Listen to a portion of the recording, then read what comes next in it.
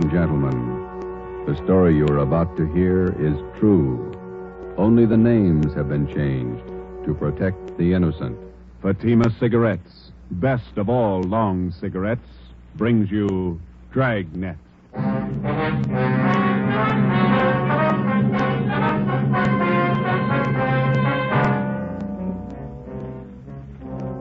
You're a detective sergeant. You're assigned to Narcotics Bureau. A vicious criminal has resumed operations in your city. His profession, dealer in narcotics.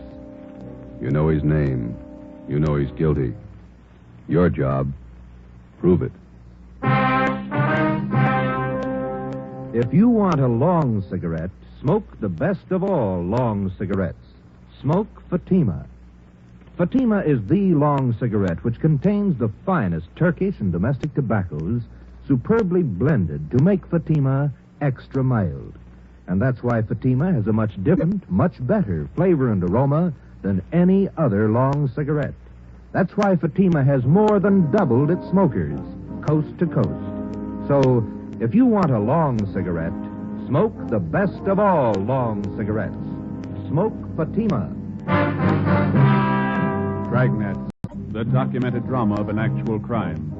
For the next 30 minutes, in cooperation with the Los Angeles Police Department, you will travel step by step on the side of the law through an actual case from official police files. From beginning to end, from crime to punishment, Dragnet is the story of your police force in action. It was Thursday, January 21st. It was cold in Los Angeles. We were working the night watch out of Narcotics Bureau.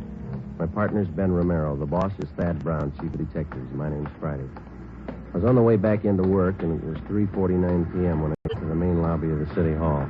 Public phone booth.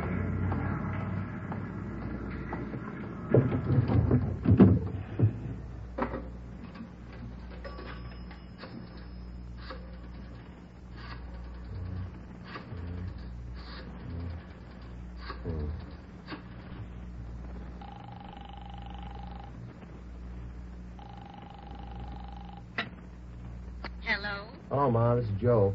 Joseph, you said you were going to be home at 4 o'clock. Oh, I couldn't help it, Ma. They changed the schedule. I got my stuff all right. Thanks for packing it. Well, I put your socks and your clean T-shirts on the bed. Did you put them in your bag? Yeah, I got them.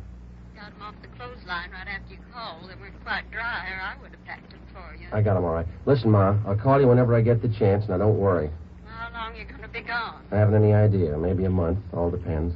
How can I get in touch with you? You can't. Call Ben. He'll get the message to me somehow.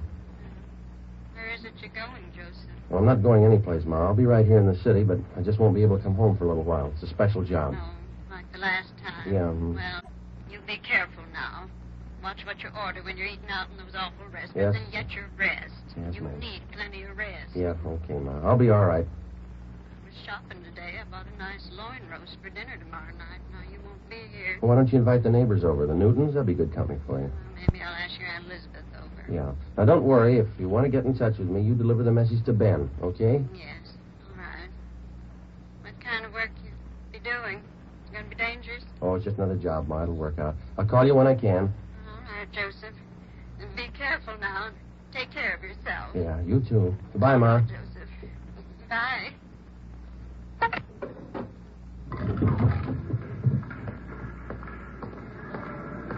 I left the phone booth and started down the corridor. I went up a short flight of stairs and turned left. The afternoon crowd in the city hall seemed heavier than usual. I walked past the elevators and turned right down another corridor. It was 3:58 p.m. when I got to room 24, Narcotics Bureau. Captain White, Hi, Joe. you want to take these? Yeah, sure. My badge. Okay. There's all my identification and my gun. Right. I'll take care of them for you. These clothes look all right? Just a minute. Now, let's see. Yeah. I don't like that tie. Romero, Yes, Skipper? let's see your tie. Yeah, swap with Friday, will you, Ben? Christmas tie's pretty loud. Mine's not. That's the idea. Here. Here's some stuff to carry in your pocket. Social Security card, ID card, all made out to Joe Kybert. Mm-hmm. Some book matches from St. Louis, a couple from Reno, Nevada. Okay. You pick up another gun? I loaned him my .25 automatic. It's small. It's easy to carry. Suit yourself. I don't have to tell you to be careful. No. It's a chance we've been waiting for, Joe. A lot depends on you. I'll do what I can. Just one thing I want to tell you. Take your time. Take all the time you need. Don't push it. I understand. No time limit. Your time's up when they find out who you are.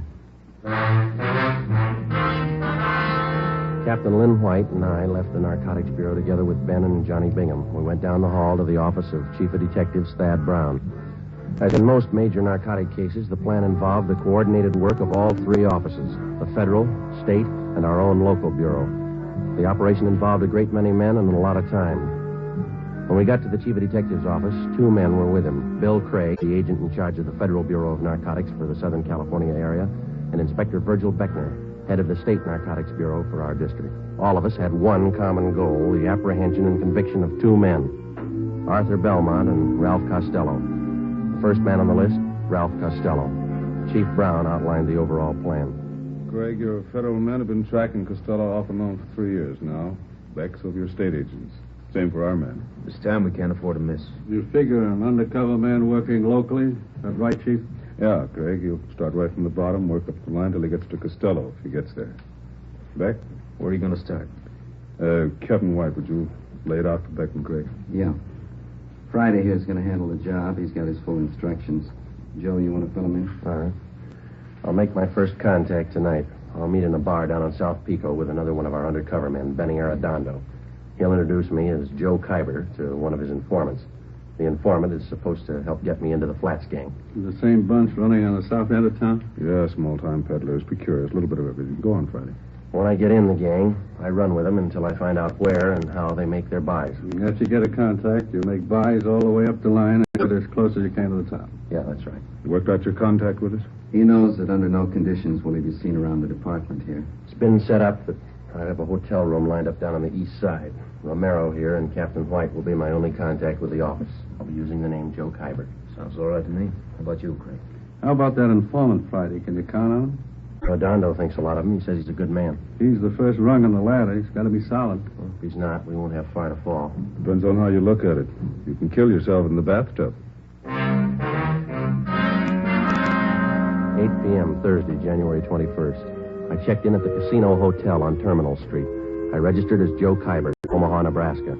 I was given the key for room 5. The rent was $7 a week. I unpacked a few things I had in my bag, went down the hall, and took a shower. I went down to the lunchroom on the corner. I had an egg sandwich and a cup of coffee. It was 11:18 p.m. when I walked into Blue Wright's Bar and Grill. I ordered a beer and sat down. I watched the missing persons program on the television set above the bar. Lose somebody, Kyber?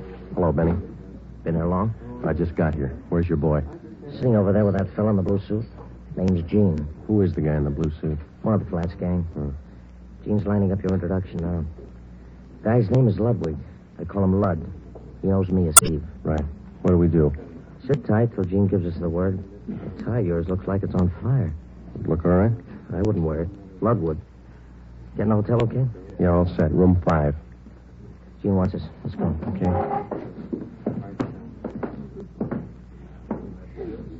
Hi, Steve. So your boy got here? Yeah. Gene, meet Joe Kyber. Hi. This is Lud. Joe Kyber, Lud. Sit down. You like to fight, Kyber? Yeah. They got nothing out here in that line. I used to go to the Garden when I was east. I got some fine cards at the Legion. Where? Hollywood Legion, Friday night. Some classy-looking fighters out there. Where is that? Out in Hollywood. Nice little stadium. I'd like to go with you sometime. Tomorrow? I got a date. Maybe next week. Bring her along. A lot of women go. Not this one. Okay. Hey, you guys hungry? I could eat. Yeah. Joe? Sure. How about here? Nobody eats here. Well, steam table over there. The stuff smells pretty good. So does garbage if the wind's blowing the other way. Let's get a French dip sandwich, huh? How about Galbraith over on Sotelo? Okay. How about you guys? Sure. Let's go. All right. You from the east, Kyber?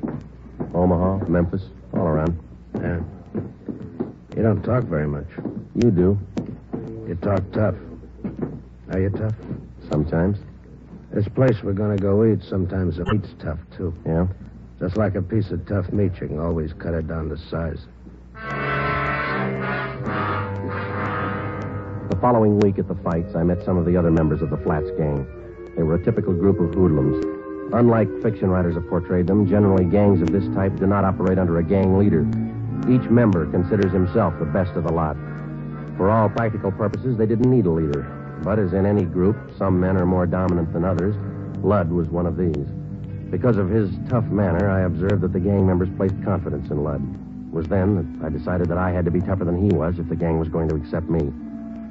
5 weeks went by. March 7th. There was still no mention by any of them that they were either using or dealing in narcotics. Come on in, Cabot. Sit down. Lud? Cabot, meet Jerry Phil. Bye. I picked up the tickets for the basketball game tonight. Good seats? Yeah, they look okay. Got an extra, Ducky? Maybe I'd tag along. Yeah, we got 4. You look kind of sad, Cabot. He always looks that way. First he was tough, now he's sad. Oh, you and that mouth. You know it all, don't you? No offense, you look a little low. I don't know about you, Cabot, but I'm a little under par. I'm going to have myself a pop. You interested? No, I don't use it. Why don't you try it? You might get a kick out of it. I have. It's all right going up, but it's nothing coming down. That's where you make a mistake. Stay up. Don't come down. Lud. You heard what he said, Jerry. You don't like it. How does he know? He never stayed up long enough. Take your pop and shut up. You talk about Cabot trying to be tough. You think you're the big wheel around here. That's enough. Better quit giving orders, Lud. You know better than the rest. Look, little man, knock off that kind of talk and keep us both happy. Sure. The boss, man. You know, I got one positive way to shut you Well, why don't you two quit it? This concerns me and Phil. You keep your mouth shut. Well, don't get mad at me. I only wanted to save an argument. Can it, I say? Now, look, big mouth, you can push Phil around, but not me. Now you're playing the tough guy again, ain't you? Why don't you go over there and sit down, huh? You set me down, punk. All right, now listen to me, both of you. I'm tired of being talked down to like a junior member of the firm. You either treat me equal or leave me alone. You understand? You had it coming, Lud. Yeah. All right, put that bottle down, Lud. Where'd you get the gun? You carry that thing right along? Right along. Put it down, Lud. Okay. I'm long on memory, Cabot. Remember that. Yeah, and I'm real short on patience with you. Well, I still ain't had my pop. Better hurry. I don't want to miss the game. You got good seats, sir, Cabot. They're not too low. I can't see nothing if they're too low. Don't worry. You'll be high enough. 2 months went by. By playing the tough guy, I gained a great deal of prestige in the eyes of the other gang members. Jerry Fell made sure that all the members heard about that episode up in Lud's room. Dealers and users of narcotics rarely carry guns. The members of the Flats gang were small-time peddlers and users. They're referred to as mules or small fry. When they found that I carried a gun at all times, they were impressed. They considered me one of them. Since the very beginning of my undercover work, I met weekly with Ben Romero and Captain Lynn White of the Narcotics Bureau. I would be picked up at a different location each time, making sure that I wasn't followed, and we would remain in the car and drive around in a remote section of the city, discussing my progress with the gang. During this first 3-month period, under the pretext that I had clients to furnish, I made 2 small narcotics buys, one for $13 and one for $8. As soon as the purchases were made, I would mark them for identification, contact Ben, and then turn the narcotics over to him to be booked as evidence by the property clerk at Central Division. Another month went by. Thursday, June 5th, 11 p.m.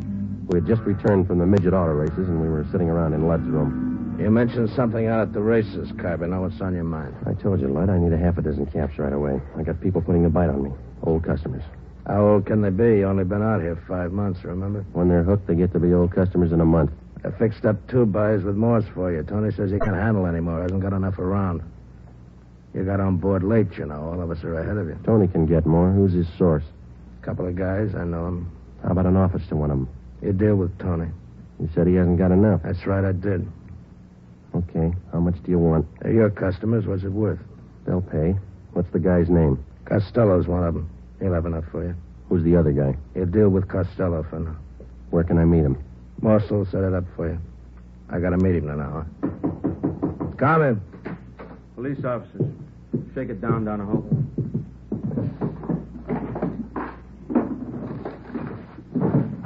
What's the trouble? Checking for a robbery suspect. Find anything, George? Room's clean. We don't know anything about a heist. You'll have to come downtown and answer a few questions. What's the matter with you, fella? You look like we spoiled your party. Yeah, you spoiled it.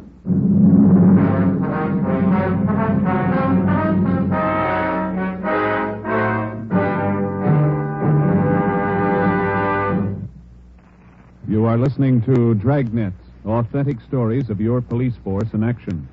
Now, here's an authentic report from Fatima Cigarettes. In 1949, Fatima more than doubled its smokers from coast to coast. In 1950, enjoy Fatima yourself. You'll find Fatima extra mild. Because Fatima is the long cigarette which contains the finest Turkish and domestic tobaccos superbly blended to make Fatima extra mild. You'll find Fatima tastes much better. Fatima's superb blend gives you a much different, much better flavor and aroma than any other long cigarette. You'll find Fatima best in cigarette quality. Fatima has always stood for the best in cigarette quality.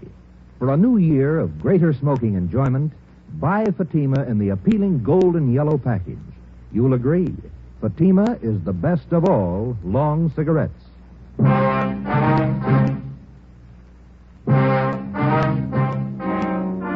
The chance of my being picked up while working on an undercover assignment was one which all of us had considered. Since only a handful of men out of some 5,000 working police officers in the department knew anything about our narcotics investigation, we knew that such an occurrence was not impossible.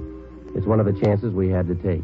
In this instance, we lost, and the critical meeting with one of the men we were after was forestalled.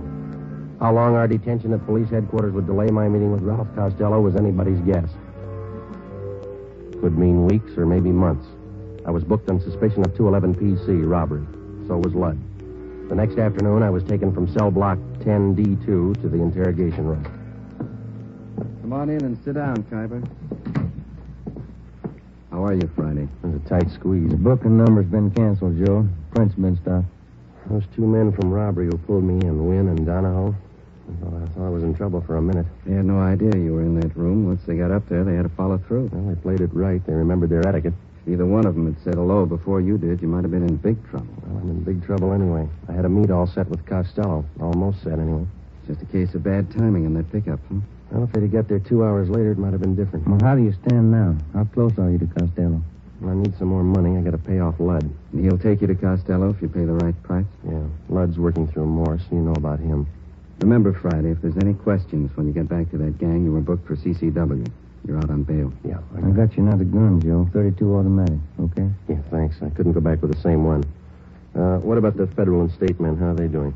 Pretty good. Federal men picked up Costello in Fresno. He was connected with the sale of 6 cans of H. Mm-hmm. Not much heroin up there. No wonder Ludd can afford to hold me up. He knows there's a shortage down here. Case isn't too strong against him. When it looked definite that we had him, they were going to call you off. He's out on bail. Costello's back down here now. Yeah. Seems like we get our hands on the guy, but we can't hold him. Narcotics in their possession or under their control. That's what the book says. That's the way we got to get him. We'll get him that way. It's up to you now, Friday. Stay with it and keep your chin covered. And if you need anything, Joe, call. Your mother's been over at the house for dinner a few times. She's okay. Thanks. Tell her I'm all right, will you? Sure. She worries a lot about you, Joe. Anything happened to you, just about kill her. That makes 2 of us. I'll see you. Before I left the city hall, Captain White drew out some more money from the Secret Service Fund. This fund is for the sole purpose of undercover work. This latest amount was for the narcotics buy that I hoped to make with Ralph Costello. An hour before I left, Ludd was released on a writ that he had arranged for. Saturday, June 7th, 9 a.m. I checked back into my room at the Casino Hotel. During the 3 weeks that followed, I kept asking Ludd to arrange a meeting for me with Tony Morse, the next man on the ladder on the way up to Costello. Ludd kept stalling me. Another week went by. Captain Lynn White, Ben, and I held our regular weekly meetings. On July 6th, Ludd told me that a meeting with Morse had finally been arranged for 8 p.m. that night. I called Ben and told him I'd meet him and the captain immediately after I talked with Morse.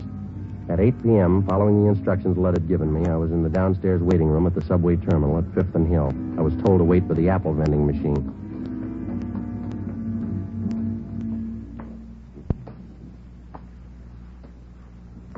Excuse me, mister. Oh, yeah, sure.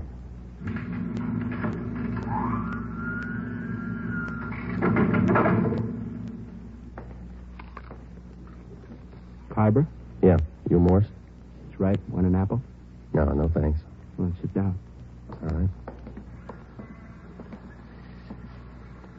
Now, what'd you have in mind? I got a couple of $100. Can you handle it? Who sent you? You know who sent me. Sure I do. I just want to hear you say it. Ludd. We can handle it. What'd you have in mind? I said $200 worth. That's 40 caps. We got it. None of that Mexican junk. I want European stuff. You bought before. You'll take what we got. That last buy I made through Lud, the junk was cut to nothing. Can only use so much milk of sugar, you know. By the time it got to you, it was probably cut pretty thin. So was the price you paid for it. I'm not looking for bargains. I push to good people. I want good stuff. You'll do better this time. You're not dealing with Lud. Sure, we cut it. No more than anybody else. Not as much as Lud. When can I get it? You got some sick people? Couple. Have it for you in an hour. Where's the meat? Got a watch? Yeah. What time you got? 12 minutes after 8. Add a minute. Make it 13 after. Okay. An hour from now. 9:13. Meet Lud at Macy and Brooklyn on the corner. He'll tell you what to do. Will Lud have it? Meet Lud at 9:13. See you later, Khyber. Oh, wait a minute. How do I know you're leveling? How do we know you are? I went out the front of the subway terminal building. I took a cab down to 7th and Main. I got off and walked into Pop Sherman's bar. I called the office and set up a meeting with Ben and the captain. I ordered a beer, paid for it, left my change in the bar, asked the bartender to watch it, told him I'd be right back. I went out the back way, crossed the alley, and got down to Los Angeles Street. I walked up to 9th and picked up a cab to take me to Fulton and Covina Avenue. I got out and walked 2 blocks. It was 8:41. Joe? Hi. You meet Morse? Yeah. Sure nobody tailed you? I took all the precautions. What's the setup? Well, I'm not sure, and I don't have much time. I'm going to make the buy tonight. When? 9:13. You don't have much time. Kind of rushing it, aren't they? I figured I'd better play along. Who's the meet with? Morse told me to meet Lud at Macy in Brooklyn. Said that he'd carry it from there. Costello in on it? I don't know. You got it all. All right. We'll start picking up the Flats gang. Everyone but Lud. What do you think? Well, the way I got it figured, Morse is Costello's runner. He checked me out, and as far as I could tell, he thinks I'm okay. Yeah. I got a hunch Lud's going to take me to either Morse again or Costello or possibly both.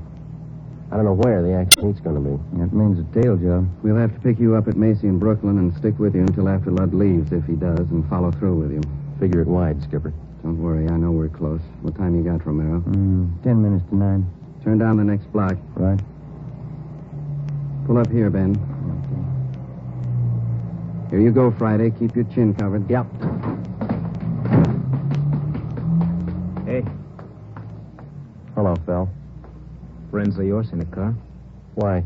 I know them. They ain't friends of mine. I didn't say I knew him. I don't know the guy driving, but the other guy, I seen him lots. Just about 4 weeks ago, we all seen him, huh? That fuzz, white, narcotics man. Oh, yeah. Well, they've been riding me since they picked me up with a gun. Won't do, cop.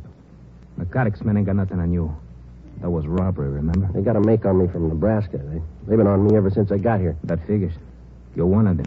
All right, look, Jerry. I'll argue with you later. I'm in a hurry. I got to meet Lud. I tag along. I want to see Lud, too. You going to spill to Lud about what you think? Maybe. I figure I owe it to him. I known him a lot longer than you.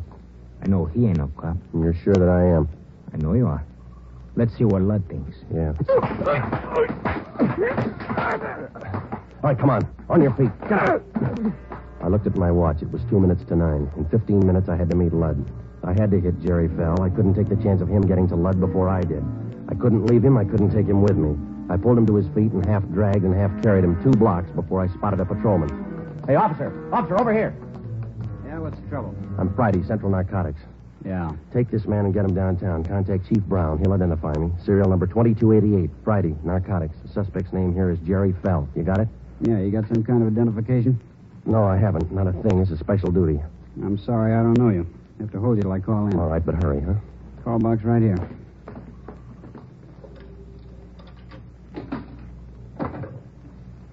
This is Carlson, box 117. Check on a matter with the Chief of Detectives, Brown, will you? Yeah, that's right. Have a man here who identifies himself as Friday. What's your first name? Joe Friday. Tell him to hurry. Yeah. Joe Friday, Central Narcotics, serial number 2288. Says he's in a hurry, holding a suspect, Jerry Fell. Now, hold on. My watch says 5 after 9. What time you got?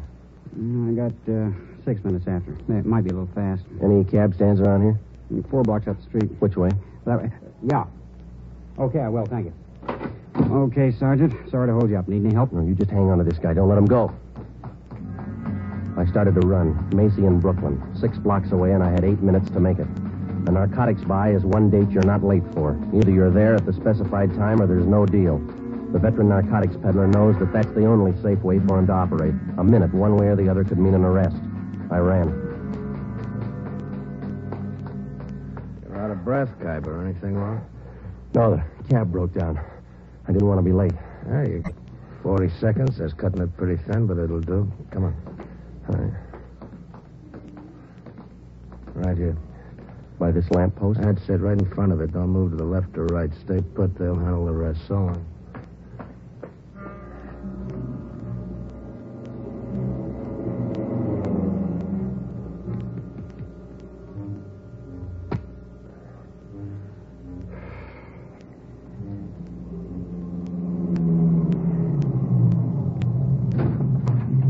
Get in, Kyber. Got the money? Right here.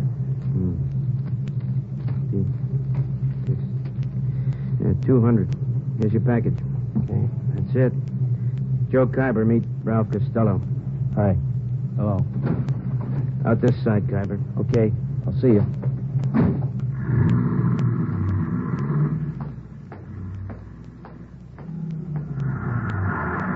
Did you make the buy Friday? Yeah, take him. Hi, Joe. Ben, thought you were with the captain. They don't need me. That intersection's blocked off up there. They're pulling them over right now. See? Yeah. They got him. Costello in the car? Yeah. Well, that's half of the team. Now what? We go after the big man, Arthur Belmont. Took us 7 months and 4 days to get to Costello. Lots of time. Yeah. Always seems to work out that way, doesn't it? What's that? They always run out of time before we do.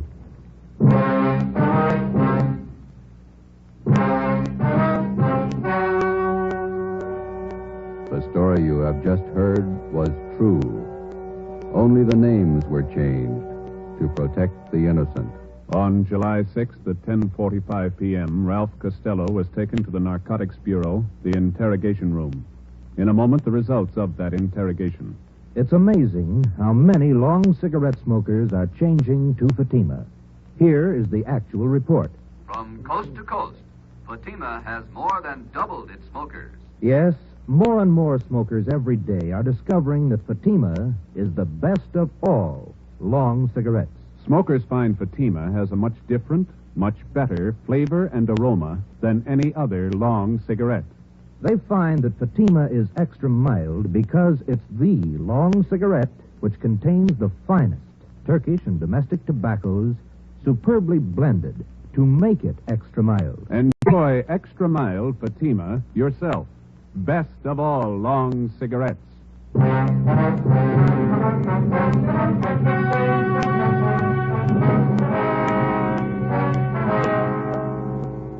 With the promise of the United States District Attorney that his prison terms for the possession and sale of narcotics would run concurrently rather than consecutively, Ralph Costello agreed to furnish us vital information concerning the #1 narcotics dealer on the Pacific Coast, Arthur Belmont.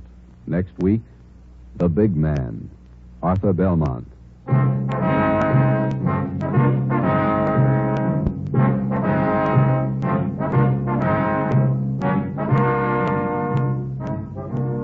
You have just heard Dragnet, a new series of authentic cases from official files. Technical advice for Dragnet comes from the Office of Chief of Police W.A. Wharton, Los Angeles Police Department.